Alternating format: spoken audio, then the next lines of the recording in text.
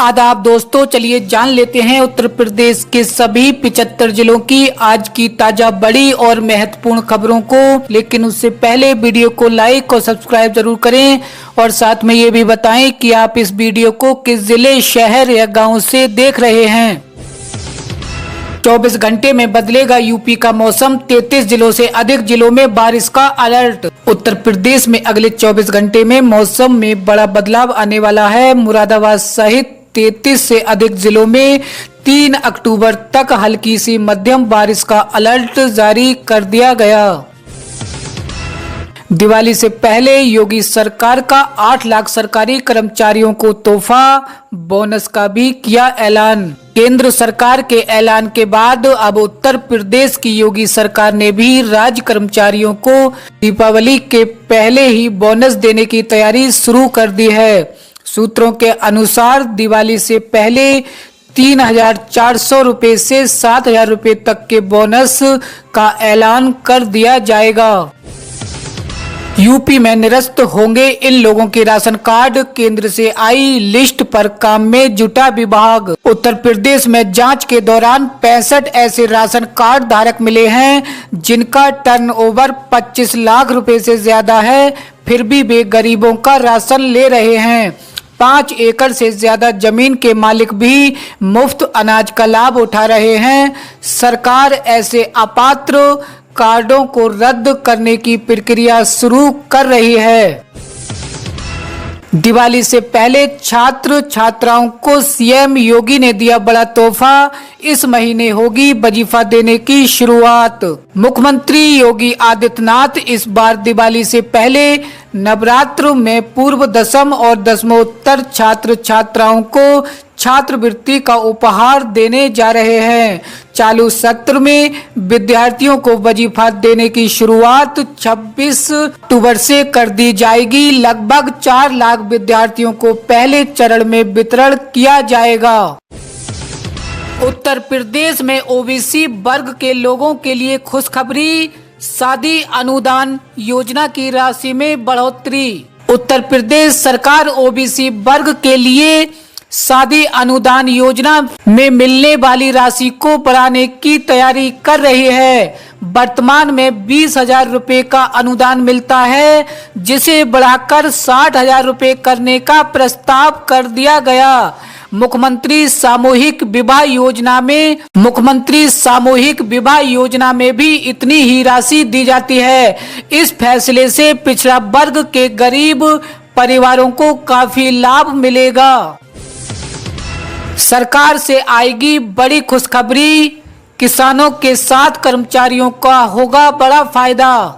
केंद्र सरकार की कैबिनेट बैठक में कर्मचारियों के हितों और खेती से जुड़ी महत्वपूर्ण चर्चाएं हुई। बैठक में केंद्र सरकार के कर्मचारियों के लिए महंगाई भत्ता बढ़ाने का फैसला संभव कर दिया गया, जिससे कर्मचारियों की कमाई में बढ़ोतरी होगी।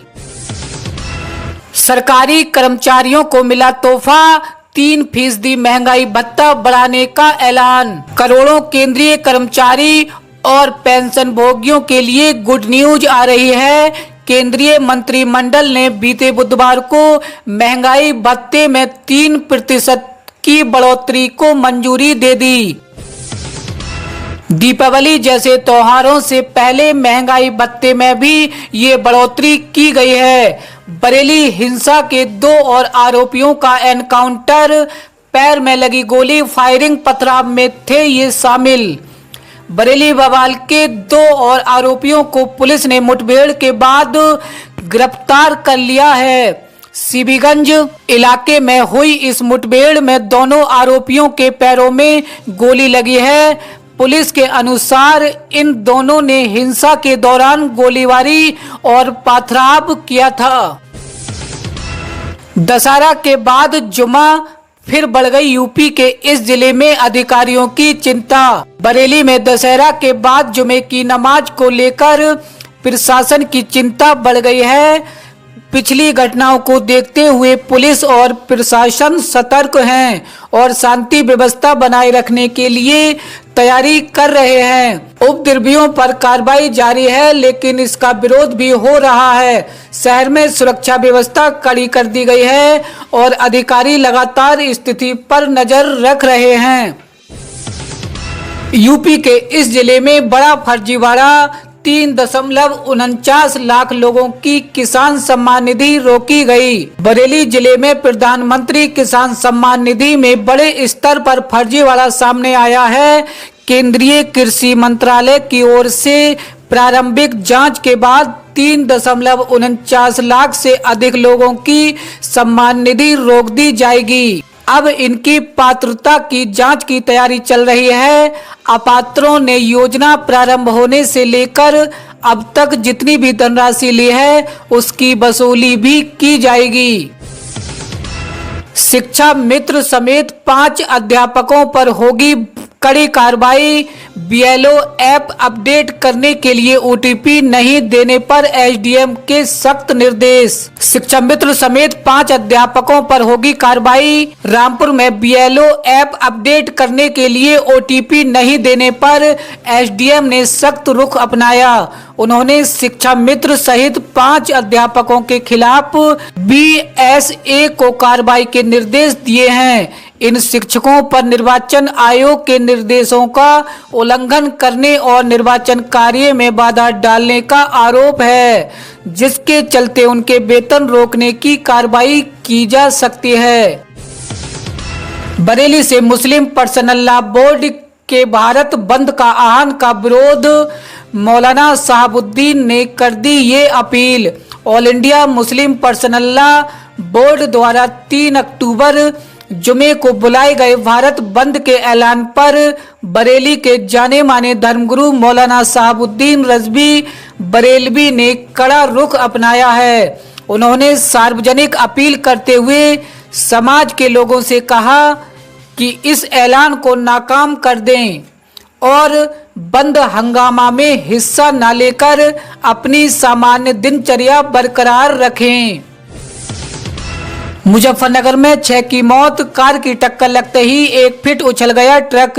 बगरा बाईपास पर आर्टिगा कार हाईवे पर खड़े ट्रक से पीछे से जा घुसी। करनाल ने एक ही परिवार के 6 लोगों की मौत हो गई, जबकि एक की हालत बड़ी गंभीर बताई जा रही है। यूपी में कोई सुरक्षित नहीं, अखिलेश यादव बोले। गायत्री प्रजापति पर हमले की न्यायिक जांच। यूपी की लखनऊ जेल में गायत्री प्रजापति पर हमला हो गया।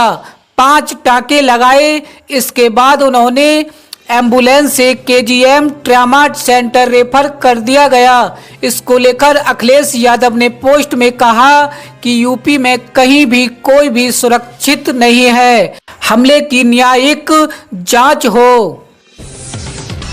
मैं जहां उंगली रख देता मुलायम वहां साइन कर देते थे, अखिलेश को याद दिलाने लगे आजम खान। 23 महीने बाद सीतापुर जेल से रहने के बाद सपा नेता आजम खान को अचानक से नेताजी मुलायम सिंह यादव की याद आ गई। अखिलेश को नेताजी का वो दौर याद दिलाते हुए आजम ने कहा, मैं जहां उंगली रख देता था मुलायम सिंह वहां साइन कर देते थे। ये वह दौर था जब मुख्यमंत्री मुलायम सिंह यादव और कैबिनेट में आजम खान मंत्री हुआ करते थे। आजम खान ने उस महिला का भी नाम बताया जो उन्हें सियासत में लेकर आई थी। यूपी में जातियों के सम्मेलनों पर रोक के बाद एसपी, बीएसपी और कांग्रेस का अब ये प्लान। यूपी में जातियों के सम्मेलनों पर लगी रोक के बाद अब राजनीतिक दल आयोजन के लिए अलग अलग रास्ता तलाश रहे हैं। सपा, बसपा और कांग्रेस जैसे राजनीतिक दल अपने वोट बैंक का आधार बढ़ाने के लिए अलग अलग आयोजनों की रूपरेखा पहले ही तैयार कर चुके थे। जातीय सम्मेलनों पर प्रतिबंध का आदेश जारी होने के बाद अब आयोजनों का नाम बदल कार्यक्रम करने का प्लान बनाया है। वहीं छोटे दलों की उलझनें बरकरार हैं। शौचालय योजना का नया आवेदन शुरू, 7 दिनों में मिलेंगे 12,000 रुपए। एसबीएम 2.0 के तहत पात्र परिवारों को शौचालय बनाने के लिए सरकार 12,000 रुपए की सहायता राशि देती है। आवेदन स्वीकृत होने के बाद विभाग द्वारा लाभार्थी के दस्तावेजों का सत्यापन किया जाता है और सब कुछ सही पाए जाने पर केवल एक ही हफ्ते में ये राशि सीधे बैंक खातों में ट्रांसफर कर दी जाती है। रेलवे में 2162 पदों पर भर्ती का नोटिफिकेशन जारी, 3 अक्टूबर से आवेदन शुरू। रेलवे रिक्वायरमेंट सेल की ओर से नॉर्थ वेस्टर्न रेलवे में अप्रेंटिसशिप के 2162 पदों पर भर्ती का नोटिफिकेशन जारी हुआ है। इस भर्ती के लिए आवेदन प्रक्रिया 3 अक्टूबर से शुरू होगी। उम्मीदवार ऑनलाइन माध्यम से आरआरसी जयपुर की ऑफिशियल वेबसाइट पर जाकर अप्लाई कर सकेंगे।